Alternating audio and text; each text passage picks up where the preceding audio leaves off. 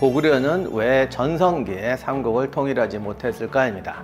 고구려가 삼국을 통일하지 못한 결정적인 원인은 어찌 보면 수당전쟁이라고 할 수도 있어요. 거기에 이제 국력을 소모를 하고 그것 때문에 망하니까. 그런데 그 전에 광개토왕, 장수왕 때 한참 고구려의 전성기에는 왜 삼국을 통일하지 못했을까? 고구려가 왜 통일을 하지 못했을까? 간단해. 아주 간단해.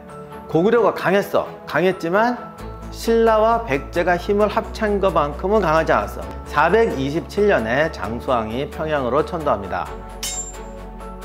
선비족이 만들었던 북이가 북연이라는 나라를 침공합니다. 북이가 오니까 고구려도 출동을 했습니다. 그래서 왕을 몰아내고 북이한테 항복하려고 합니다. 그 틈에 고구려가 진입을 합니다. 반란군도 죽이고 성도 모조리 약탈하고 하여간 특히 미녀는 다 가져갔다. 136년에 장수왕은 분명히 전성기를 맞이할 상황이었습니다. 그런데 이때부터 갑자기 침묵합니다. 조용해요. 고구려의 전성기라고 볼 수가 있는데 이때가 475년입니다. 그러니까 북연을 함락하고 한성백제를 함락시킬 때 사이에 공백이 20년이 넘겠습니다. 이 20년 동안 진짜 무슨 일이 있었느냐. 일단 백제는 계로왕이 즉위해서 어떻게든지 국가를 재건하려고 노력하죠. 왕하고 저 지방에 있는 애들 사이에 갈등이라고 생각해요. 그런데 중앙집권화를 강화해서 국가를 강화하려는 노력을 했고 그런 노력을 하는 과정에 안에 내부 갈등도 극심해진다. 이제 이런 거를 겪게 됩니다. 그리고 이제 계로왕은 또 하나 국제, 워낙 고구려가 세니까 국제 관계에 도움을 받아야겠다. 외한테는 두드려 맞고 그래서 뭐 그 유명한 박제상의 설화도 나오고 어쩌저쩌고 하는데 그러다 이렇게 양쪽에서 군병을 받으면서 이번에도 군대를 보내 도와줍니다. 그런데 아마 어떤 그런 음모를 꾸몄던 것 같습니다. 신라가 이제 고구려도 못 믿겠다. 그러니까 우리가 자강해야겠다. 그러면서 특히 자비왕 때에 전국에 요새 성교를 깔고 요새화시키기 시작합니다.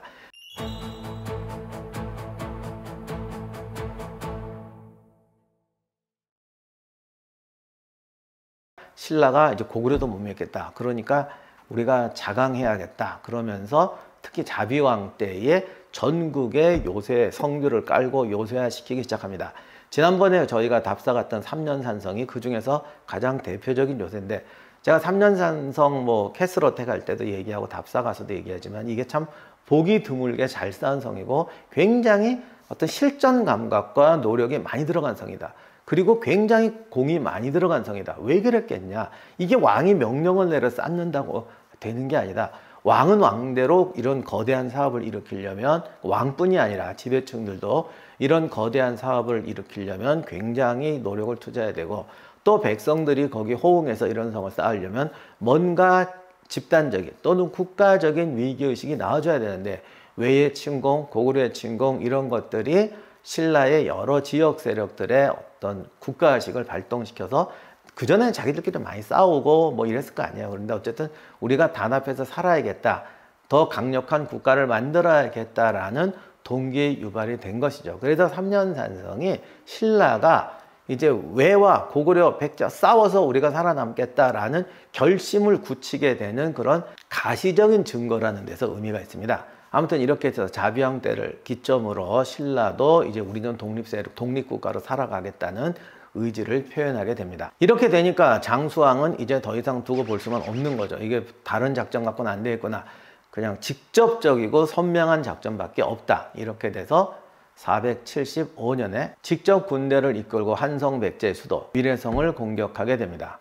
이때 위례성이 7일 공격 끝에 함락되고 계로왕은 탈출하다가 붙잡혀서 고구려군에게 살해됩니다. 그때 고구려군에게 살해된 장소가 그 위례성, 지금 풍납토성 자리가 바로 유명한 광나루란 말이죠. 광나루 건너서 아차산 밑에서 살해된 것 같아요. 이렇게 위례성이 함락되고 백제는 멸망의 위기에 빠집니다. 자, 그러면 계로왕이 곤지를 일본으로 보낸 것이 일본 내에서 협력 세력을 얻어서 백제를 빨리 더 부흥시키고 군사적 원조도 받으려는 목적이었느냐? 아니면 그건 핑계고 뭔가 이 안에서 왕의 권력을 강화하려고 하니까 왕족들도 쳐내야 될 거 아니에요. 그래서 이 반발 세력인데 이게 동생이란 말이에요. 그러니까 너 그냥 일본으로 가라. 그래서 이걸 뭐라고 그러죠? 멀리 보내는 거죠.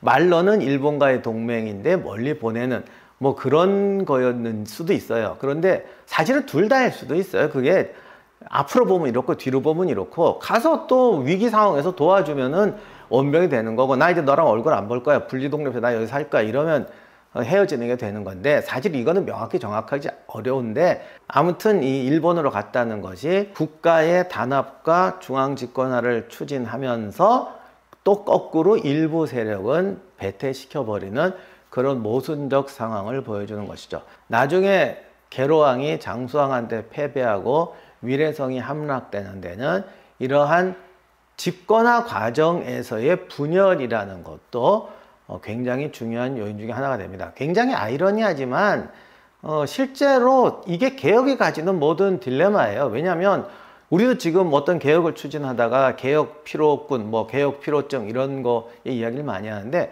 어떤 개혁이 실패하는 거는 적어도 어떤 개혁이 정책으로 나올 때는 사람들이 필요성, 문제의식을 느낀다는 거거든요. 그래서 다 호응을 해요. 그러면 그게 실패할 때는 반대파들이 그냥 들고 쳐서 나는 게 아니라 하다가 개혁의 효과는 한참 뒤에 나오는데 하다 보니까 피곤하단 말이에요. 그리고 개혁을 하려다 보니까 아무튼 뭐 무리한 조치를 해야 되는데 거기에 대한 불만이 솟구칠 때에 그걸 가지고 역전이 되는 거거든요. 그래서 모든 개혁은 그 개혁의 이유 때문에 실패합니다.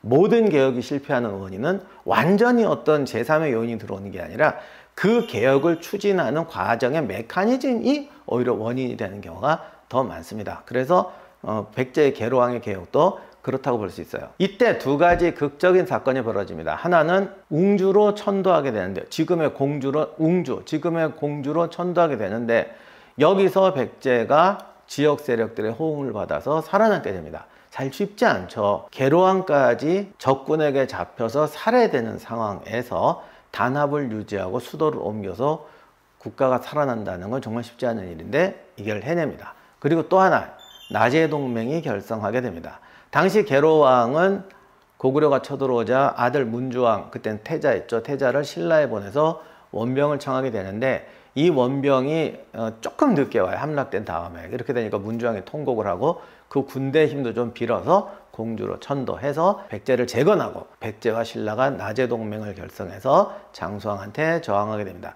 이 나제동맹은 말로만 된 건 아니고 실제로 군사적 협력도 합니다. 대표적인 게 495년에 치양성이 어딘지 정확한지 모르지만 치양성을 공격했는데, 이때 신라가 원군을 파견해서 백제와 연합해서 고구려군을 격파하게 됩니다. 자, 그러면 고구려는 왜 장수왕 때 삼국을 통일하지 못했나?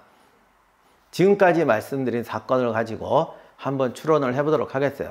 첫 번째는 역시 백제와 신라의 노력입니다. 나는 쟤들을 먹고 싶은데 쟤들이 안 먹히겠다고 발버둥을 치고 내가 먹으려고 했던 노력이 저 사람들이 더 의지를 가지고 뭔가 열심히 하게 해가지고 쟤들을 더 강하게 만드는 거죠. 이것도 개혁의 메커니즘 때문에 실패하던 거하고 비슷한 것처럼, 가만히 놔도 약해졌는데 그걸 먹으려고 그러니까 오히려 그게 자극이 돼서 강해지는, 참 세상이 원래 그래요. 계로왕의 노력이 백제의 분열을 낳고 한성 백제가 떨어졌다고 하지만 반면에 그것을 과정에 또 새로운 세력도 등용하고 또 지방에 있는 여러 세력들 간의 관계를 넓힐 수도 있어요. 그렇기 때문에 배신에 의해서 계로왕이 망했다고 하지만, 반대로 문주왕이 한성 백제를 버리고 웅주로 갔을 때 그 지역 세력들의 호응을 받아서 나라를 보존할 수 있었던 것은, 중앙 세력은 분열했지만 지방 세력 쪽에서는 오히려 지지하고 국가적인 단합, 우리 지역의 특권이 아니라 국가적으로 뭉쳐야만이 고구려의 침공에서 살아날 수 있다라는 어떤 국가의식이 확산되었기 때문에 수도 천도를 통한 재건과 나라 보존이 가능했다고 볼 수 있습니다. 신라도 마찬가지죠. 고구려와 외 양면 공격을 이겨내고 극적으로 자립에 성공하게 됨으로 해서 오히려 탄탄하게 저항할 수 있게 된 것이죠. 두 번째는 고구려 자체의 문제인데, 장수왕 기록이 갑자기 북연을 함락하고 한성을 칠 때 중간이 없단 말이에요. 근데 이 중간에 이제 힌트를 주는 사례 중에 하나가 일본 쪽 기록에도 나오고 계로왕이 북위에 보낸 교서에도 나오는데, 귀족들을 엄청나게 죽이고 내전이 났다, 뭐 이런 예가 있습니다. 따라서 20년간의 공백은 어쩌면 국내성에서 평양으로 천도한 것부터가, 장수왕이 즉위하자마자 천도한 게 아니고 장수왕 즉위 15년에 천도하게 되는데, 물론 천도가 쉬운 건 아니지만 옛날에 천도라는 것은 그 집권 세력의 직접적인 교체를 유발합니다. 왜냐하면 뭐 조선세처럼 과거 봐서 전국에서 관료를 뽑는 게 아니라 자기 사는 동네 사람들하고 동맹을 맺고 먼데 있는 사람들을 다스리는 구조니까 이게 국내성에서 평양으로 왔다는 건 지배층의 교체거든요. 그러니까 이 안에서 분명히 뭔가 내전이 날 가능성은 충분히 있고 실제로 많은 귀족을 죽였다는 이런 거 봐서도 뭔가 하여간 안 좋은 일이 있었기 때문에 천도를 했거나 천도를 해서 저항하는 세력들이 또 반항을 해서 뭔가 문제가 생겼다라고 볼 수가 있습니다. 그렇기 때문에 북연 멸망 후에 20년 이상 대외 전쟁이 거의 없이 조용히 살 수밖에 없었던 거죠. 대체로 장수왕의 기록은 자체 기록이 아니라 중국 쪽 기록을 많이 인용하는데 이게 중국 쪽 기록이다 보니까 고구려의 전쟁 기사 어떻지 치고받은 것만 나오게 되죠. 그 안에 내전 기사는 잘 안 나오게 된단 말이에요. 그러니까 이때 기록이 없는 게 중국 쪽에서는 저 속에 있었던 일에 대해서 잘 알지도 못하고 관심도 없으니까 기록이 없는 겁니다. 세 번째는 사실은 이게 더 중요한 건데 제가 1번, 2번 말씀을 드렸지만 국가체제의 확립기에 내부 갈등은 항상 있는 거예요. 그게 없었으면이라는 건 존재하지 않아요. 당연히 있는 거고 그걸 극복해야 됩니다. 반대로 내가 다른 나라를 침공해서 점령하는 것도 그쪽 애들이 자각해서 더 무장하고 강하게 저항하는 건 당연한 겁니다. 뭐 안 그런 집단도 있긴 하지만 어쨌든 보통 그런단 말이에요. 그러면 쟤들이 저항만 안 했으면 내가 쉽게 먹었을 때 이거 말이 안 되는 얘기죠. 당연히 더 강한 힘으로 정복을 해야 정복이 완수가 될 수가 있습니다. 따라서 이거는 넘어야 될 산이에요. 그럼 왜 못 넘었느냐? 가장 근본적인 문제는 고구려의 지정학적 위치가 크다고 생각돼요. 예를 들면 우리가 이 나라를 국력을 비교할 때 이렇게 영토를 가지고 비교하는 경우가 많습니다. 그래서 왜 고구려가 삼국을 통일하지 못했나라는 것도 이렇게 지도 그려놓고 보면 야 이렇게 고구려는 크고 신라백제는 요만한데 이거 왜 이래? 그거는 이제 지도상으로 위도가 북쪽으로 갈수록 넓어지기 때문에 그 만주의 고구려 영토가 좀 더 커 보이는 것도 있지만 어쨌든 그래도 신라백제 합한 것보다는 넓었단 말이에요. 그런데 그렇게만 비교해서는 안 되는 게 국가의 국력을 볼 때 특히 어떤 나라 전쟁을 볼 땐 국경선을 봐야 돼요. 나라가 커지는데 신라백제도 물론 외하고 또 바다 건너 대립이 있지만 이 국경선의 넓이가 2배, 3배 이상이란 말이지. 그러면 주변에 있는 민족 걔들과의 싸움도 2배, 3배가 되니까 군대가 2배, 3배가 필요해요. 그래서 인구나 땅을 보고 2배, 3배라고 해도 국경선의 넓이가 3배라면 사실은 3배의 군사력이 필요하기 때문에 국력이 3배라고 해도 실제로 싸울 때는 1대1이 되는 거죠. 가장 좋은 케이스가 러일 전쟁인데 일본이 어떻게 저 큰 러시아를 이겼냐라고 말을 하죠. 당시 러시아의 군대나 인구나 이런 거 보면 일본도 훨씬 센 것 같아요. 그런데 러시아가 지켜야 하는 국경선이 그게 5,000km라고 그랬던가 엄청나요. 그러니 러시아에 있는 전군을 러일 전쟁에 투입했다면야 또 모르겠는데 오히려 다른 데 투입할 군대가 너무 많기 때문에 러시아에서는 우리가 병력을 다 투입할 수가 없어서 일본한테 졌다라고 얘기를 하거든. 그리고 그럼 왜 조금 투입했냐? 아니 정말 있는 대로 긁어서 투입을 했는데도 그렇다. 왜? 다른 쪽에 군대를 유지해야 되고 또 걔들을 수송해 오는데 너무 많이 힘이 들기 때문에 그렇다. 그래서 고구려와 신라백제의 지정학적 요인을 고려할 때는 지도상에 보고 인구, 병력, 크기 이렇게만 봐서는 안 되고 국경선의 길이를 봐야 된다. 따라서 이 전쟁에 투여할 수 있는 자원이 어디인가를 봐야 된다. 이렇게 보면은 고구려가 신라백제를 압도할 만한 군대를 넣기가 힘들었다. 광개토항 때는 힘들었지 않느냐? 아까도 말씀드렸지만 신라백제도 그동안에 이제 군비를 확충을 했고 광개토항도 도와주고 치고 지나갔지 완전히 정복을 못했잖아요. 거기는 또 하나 이제 문제가 있는데 인구예요. 고구려가 크기는 하지만 사실상 그 만주 간도 지역에는 말갈족도 많이 살고 있었습니다. 그런데 어떻게 보면 장수왕이 국내성에서 평양으로 천도한 것도 이 이유 때문일 수도 있는데 고구려의 영토라는 자체가 유목민족 땅과 반농, 반유민, 농경민족 땅이 나눠져 있었고 문명적 차이도 굉장히 커서 그 간도 쪽에 있던 숙신 뭐 이런 데는 뭐 늪에서 살고 뭐 이러한 굉장히 부족적이고 다양한 집단이 살고 있었고 이들이 국가를 건설하지도 않았고 국가 체제에 바로 들어올 만큼 문명 수준이 되지도 않아서 굉장히 유목적이고 부족적인 집단으로 살고 있었단 말이에요. 그러니까 이거를 통합해서 한 나라로 만들고 그것이 국가적 힘으로 발현되기에는 굉장히 힘들고 시간도 걸린다는 거죠. 그리고 일단 인간은 언어가 다르면 참 이게 어려워. 언어가 다르면 제국 안에서 이렇게 묶어놔서 동맹처럼 두는 거지 완전히 통합된 한 나라의 국민으로 두는 게 쉽지가 않습니다. 그래서 장수왕도 이런 군대를 가지고는 약탈 전쟁은 가능한데 어디 가서 지배하고 국가적인 체제를 확산시키는 게 쉽지가 않아요. 어쩌면 장수왕이 국내성에서 평양성으로 천도한 것도 야 우리가 이건 많지만 뭔가 이게 집중해서 영토를 확장할 수 있는 특히 신라 백제를 확장하려면 같은 언어를 쓰는 사람들이 필요한데 그러기 위해서는 이 우리나라의 한국 민족을 먼저 단합시켜서 하나의 국가 체제로 만들어야겠다. 그래서 평양으로 천도했을 수도 있습니다. 그런 상태에서 신라 백제를 점령하려고 하니까 우리가 지도상에서 보는 국력만큼의 힘이 나오지 않게 되고 또 하나는 이 우리나라 지형이 좁고 나라가 작아 보이지만 산이 많고 이래가지고 신라 백제를 치다 보면은 이제 고구려가 신라 백제를 동시에 점령할 만한 이제 군대나 힘은 없으니까 그러니까 그 말도 맞긴 맞아요. 둘을 한꺼번에 상대할 힘이 없다. 맞긴 맞는데 이제 그 내용이 뭐냐는 거죠. 그래서 실제 이 뒤에 고구려가 백제나 신라를 칠 때 보면은 항상 이제 한쪽을 먼저 치게 되는데 그러면 신라나 백제가 측면을 끊어버려요. 그러니까 한강에서 호남으로 들어가나 영남으로 들어가나 측면을 쳐버려서 뒤를 끊어버리는 거죠.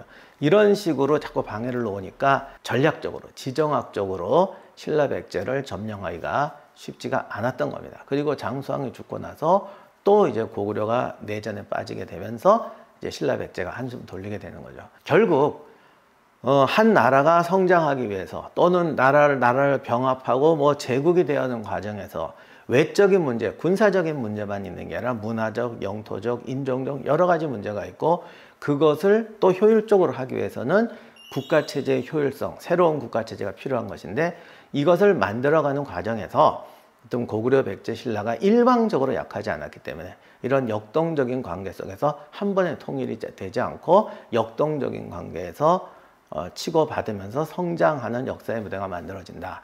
뭐 우리가 고구려가 통일하지 못했다는 것에 대해서 안타깝게 생각하시는 분도 많은데 다시 한번 말씀드리지만 물론 그것이 우리 역사에 훨씬 좋은 이렇게 작용했을 가능성이 높다고 생각해요. 그러나 일어나지 않은 일에 대해서 너무 이제 많은 미련을 둬서는 이제 우리가 그게 역사의 본질은 아니죠. 역사는 결국 일어났잖아. 일어난 일에 대해서 진리를 찾고 거기서 어떤 교훈을 얻을 수 있느냐에 포인트를 줘야 되는데 오늘 주제 고구려가 왜 삼국을 통일하지 못했나는 통일하지 못해서 억울하다가 아니라 통일하지 못해서 안타깝다가 아니라 새 나라가 결국 위기와 자극을 통해서 자기 변신을 꾀하고 그리고 그 속에서 극적으로 살아남아서 역동적인 국가관계를 형성해 나간다. 결국 역사는 누구에게나 오는 위기와 기회와 격동의 순간을 이겨내고 살아남은 자의 몫이다. 이것이 오늘의 교훈이라고 할 수 있겠습니다. 이상으로 마치도록 하겠습니다.